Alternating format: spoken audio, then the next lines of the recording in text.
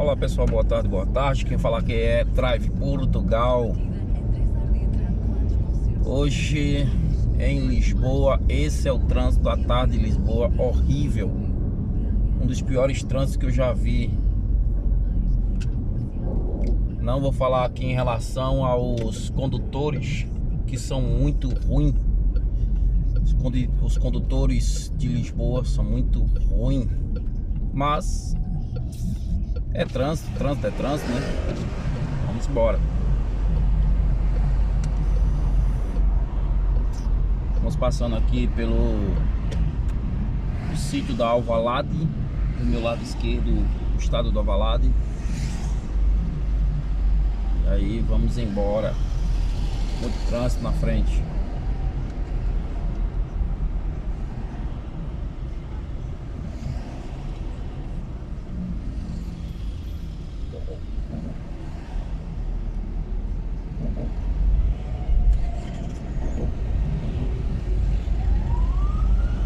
Vamos gravar até o nosso destino ali em Vila Franca de Xira.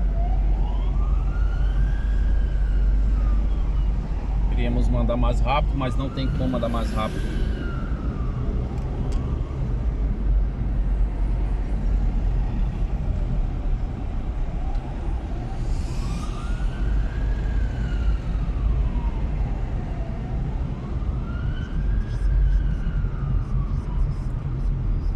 Vamos ver um rádio aqui.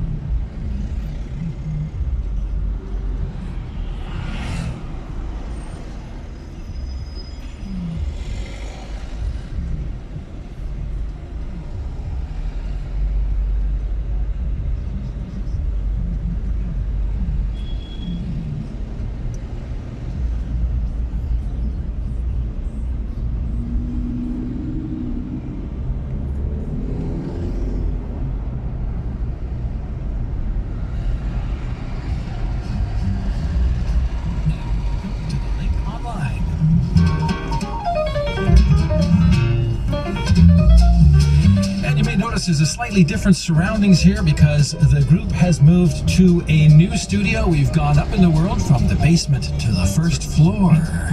Yes. We're now in Studio 93. We're live on Facebook.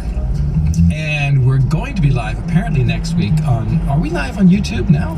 Yes. Okay, so we're live on YouTube now. You're talking to this camera. I'm talking to... We're not used to the cameras. No, because there's the cameras here and everything. It's like we're being watched. Yes. So anyway, we're live on YouTube now, and we're going to be live next week on our website as well at this time. Now in studio with me are the regular team of Lynn Desjardins. Hello, everyone. Lavon Savants. Hello there. Marie-Claude Simard. Hi. And in our control room today is Martin Massé. Hello, a big wave from Martin there. Now, coming up on the program today, as always, lots of interesting stuff. Lavon, time to tell you. I'll speak with a Canadian expert who's calling on Apple and other smartphone producers to do more to fight addiction to these devices among children, sometimes very young children. You know, I was talking about this the other day with somebody, I think it was Carmel, and I was saying, you get addicted to your cell phone. Do you ever have phantom buzzes? I do. All right, well, little more about that in a little while. Lynn, what about you? I'll tell you about the effect of Canada's opioid crisis on babies and what doctors are doing about it. And I have a story about that move to increase the minimum wage in the province of Ontario. Now, that has caused a backlash from business, which has caused a major backlash against an iconic Canadian fast food chain. Those are some of the stories coming up, along with some of your comments on this edition of The Link Online. On our website as well at this time. Now, you're playing with your cell phone? Yes, This is a problem. This is what we're going to talk about right now. We're going to confiscate that. Now, the thing is, we're talking about, the question about how, children and cell phones and how much time children spend on their cell phones, and perhaps that is actually coming to be quite a bit of a problem. And Levon, this is something that you looked into. Yeah, absolutely. I spoke with Michael Bachurkieff. He's a global policy analyst and a former spokesperson for UNICEF, the United Nations Children's Agency. And he's written an op-ed piece on CNN.com on this issue, and it's gone viral. He says the average North American teenager spends about 5 hours a day on their phones, and this is not including talking or texting. And this, as most research says, that the healthy maximum should be 1 or 2 hours a day. And we're not just talking teenagers here. Toddlers are now getting addicted to these devices.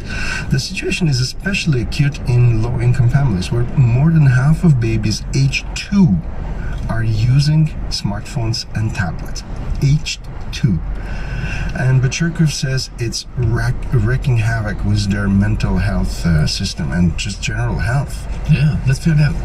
You know, this is still an area of research that is still very much evolving. But 2 years ago, there were studies coming out that showed that children as young as 2 years old, or babies as young as 2 years old, were being handed tablets and smartphones, and their parents would leave them alone with these devices. And then the research is also showing that among these kids who adopt this technology very early on, that they're showing some interesting but worrying signs. For example, they have problems concentrating, they show less empathy, and then get this, they are also showing problems reading their parents' facial expressions. So imagine they grow up and they're not able to tell the difference between happiness or sadness or, those types of things. Now, there is a system involved, and I think that is why, as the piece points out, that a group of major Apple shareholders have launched a mini revolt against the company, saying, look, you guys start doing something to help parents control their smartphone device usage. Otherwise, I think they're threatening to even pull out some of their investments. Now, in the piece, I do point out that I don't think this is only Apple's responsibility to help protect kids from overusage of devices. I think, as I said, it's a multi-stakeholder approach. So parents obviously need to get involved, manufacturers, software makers, and others to help solve this problem. Lastly, I hope we're not beyond the point of no return where it's too late to help control kids' immersion in smartphones, because a lot of the kind of research and discussions I've had in the writing of this piece, parents tell me we just don't know what to do. Our kids are using the phone so many hours a day and they're addicted. One more quick fact is that some of the best researchers are concluding that the healthy kind of maximum for children to use smartphones is about 1 to 2 hours a day, where once you get beyond 5 hours a day, you could be reaching a point where kids will have those problems I mentioned earlier with obesity, depression, lack of concentration, even suicide tendencies. This was an excerpt of my conversation with Michael Bachurkieff. He's a global policy analyst, a former spokesperson for UNICEF, and the author of an op-ed piece on CNN.com on this very issue. And he is suggesting some simple rules for parents, like no cell phones at the dinner table. He says grown-ups have to do their part in keeping a cell phone etiquette at home. Well, and you got to start young, because I have to say that, I have friends and friends of my daughters who are in their 20s now, and they get quite offended when you say, I'm sorry, but you have to leave your cell phone in the living room and not bring it to the dining room. They get absolutely offended. And then when their phones buzz, they kind of start and they look worried. And I have also seen parents, because they're in their 30s, of very young children on the phone. And it's a generational thing, because I get offended when I see a parent and the toddler's in the room and it's leisure time and the parent's on the phone. You have to, as you say, set the example. Was it you who did a story just the other day about mothers and babies and cell phones? Or maybe that was Carmel.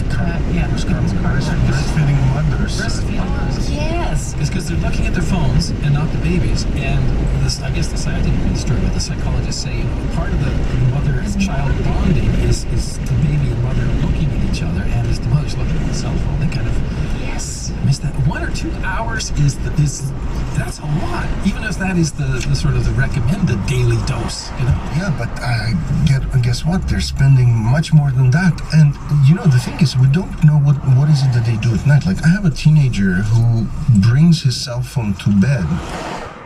Bad. Hours. Very bad. Hours. Very bad. Spent texting back and forth. And they don't call each other anymore. It's just texting or chatting on some kind of Yes. And I was reading an article about how there's a lot of lack of sleep among teenagers, and that is increasing mental illness issues and suicide rates, and just because they're not getting enough sleep. It's funny. I was listening to National Public Radio in the United States, and they had an interview with the cinematographer Spike Lee. And he was talking about this, and he said, it's crazy, these kids nowadays, they sit around all day and, twiddle their thumbs on these phones. He said, when I was a kid, we were out all day. We were inventing games. We were never bored because we were doing stuff. He said, this is not the way to raise kids. You'd have them sitting around twiddling their thumbs on phones. Anyway, if you have a thought about this and would like to share your thoughts with us, drop us a line, either through Facebook or via our website. And of course, as always, you can go to any story on our website. Go right down to the bottom, and you can post your thoughts there and read what other people have said as well. Now, we have a very serious story coming up about drugs in just a second.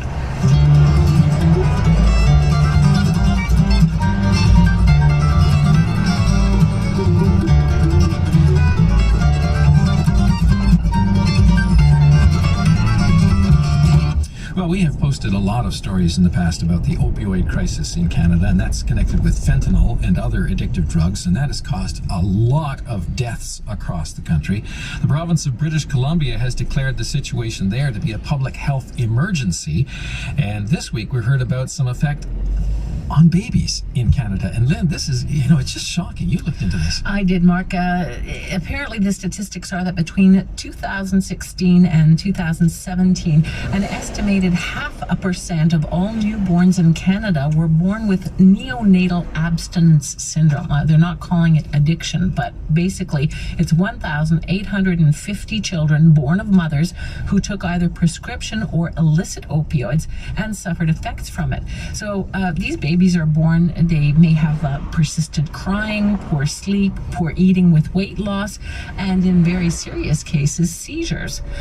Doctors have a protocol to treat these newborns. It already exists, and that involves taking them into the neonatal intensive care units and weaning them off morphine over a period of 2 to 3 weeks. Now, that used to mean that the baby would stay in hospital and but now the Canadian Pediatric Society has issued new guidelines saying it's much better to keep the mothers in the hospital with their babies.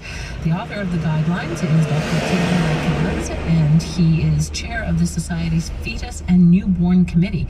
And he says the symptoms of this syndrome are not deadly, but separating mothers from babies is not a good thing. It's not dangerous, but has huge impact in terms of the establishment of the relationships, the bonding between the mother and the baby, if we separate the baby from the mothers at least for 2 or 3 weeks. So the new approach, which the society recommends, is based on experience developed in different jurisdictions across Canada, and that also exists in other countries, where instead of separating the mother and baby, everything is done to keep mothers and babies together and help the mothers to provide care to their babies until they can go safely back home.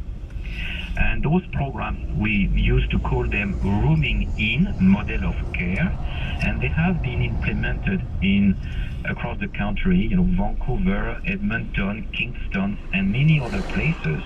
And those sites report